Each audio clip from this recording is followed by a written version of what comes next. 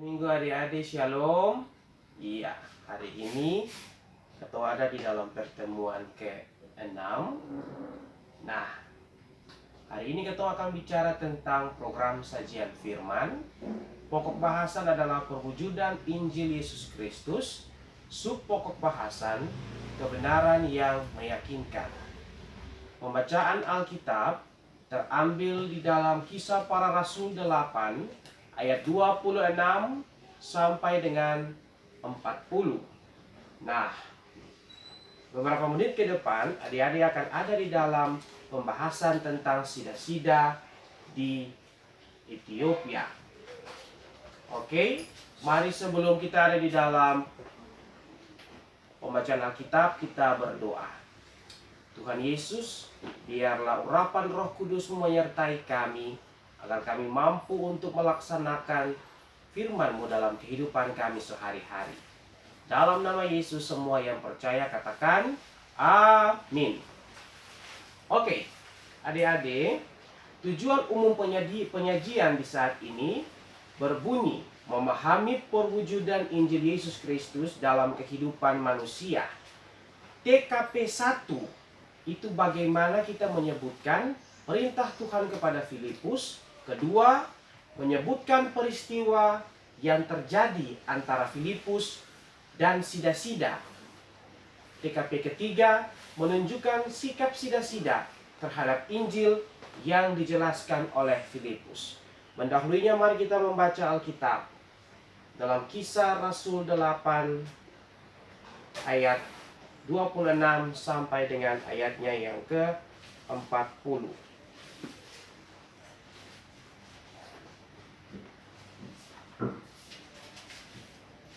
Kisah Rasul 8 ayat 26 sampai ayat yang ke-40. Kemudian berkatalah seorang malaikat Tuhan kepada Filipus, katanya, "Bangunlah dan berangkatlah ke seberang selatan menurut jalan yang turun dari Yerusalem ke Gaza. Jalan itu jalan yang sunyi." Lalu berangkatlah Filipus. Adalah seorang Ethiopia, seorang sida-sida pembesar dan kepala perbendaharaan Sri Kakande, ratu negeri Ethiopia yang pergi ke Yerusalem untuk beribadah. Sekarang orang itu sedang dalam perjalanan pulang dan duduk dalam keretanya sambil membaca kitab Nabi Yesaya. Lalu kata Roh kepada Filipus, "Pergilah ke situ dan dekatilah kereta itu." Filipus segera ke situ dan mendengar sida-sida itu sedang membaca kitab Nabi Yesaya. Kata Filipus, "Mengertikah Tuhan apa yang Tuhan baca itu?" Jawabnya, "Bagaimanakah aku dapat mengerti kalau tidak ada yang membimbing aku?" Lalu ia meminta Filipus naik dan duduk di sampingnya. Nas yang dibacanya itu berbunyi seperti berikut. Seperti seekor domba ia dibawa ke pembantaian, dan seperti anak domba yang keluh di depan orang-orang yang menggunting bulunya, demikianlah ia tidak membuka mulutnya. Dalam kehinaannya berlangsunglah hukumannya. Siapakah yang akan menceritakan asal-usulnya? Sebab nyawanya diambil dari bumi. Maka kata sida-sida itu kepada Filipus, "Aku bertanya kepadamu, tentang siapakah Nabi berkata demikian? Tentang dirinya sendiri atau tentang orang lain?" Maka mulailah Filipus berbicara dan bertolak dari nas itu. Ia memberitakan Injil Yesus kepadanya. Mereka melanjutkan perjalanan mereka dan tiba di suatu tempat yang ada air. Lalu kata sida-sida itu, "Lihat, di situ ada air. Apakah halangannya jika aku dibaptis?" Sahut Filipus, "Jika Tuhan percaya dengan segenap hati, boleh," jawabnya. Aku percaya bahwa Yesus Kristus adalah anak Allah." Lalu orang Ethiopia itu menyuruh menghentikan kereta itu, dan keduanya turun ke dalam air, baik Filipus maupun sida-sida itu, dan Filipus membaptis dia. Dan setelah mereka keluar dari air, Roh Tuhan tiba-tiba melarikan Filipus, dan sida-sida itu tidak melihatnya lagi. Ia meneruskan perjalanannya dengan sukacita. Tetapi ternyata Filipus ada di Asdod.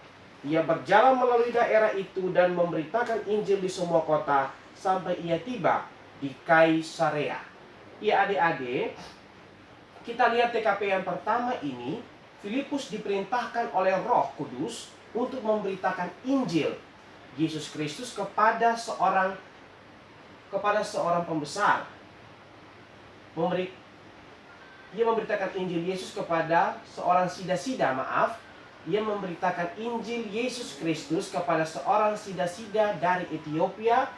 Dia adalah pembesar dan kepala perbendaharaan Sri Kandake, Ratu Negeri Ethiopia yang pergi ke Yerusalem untuk beribadah.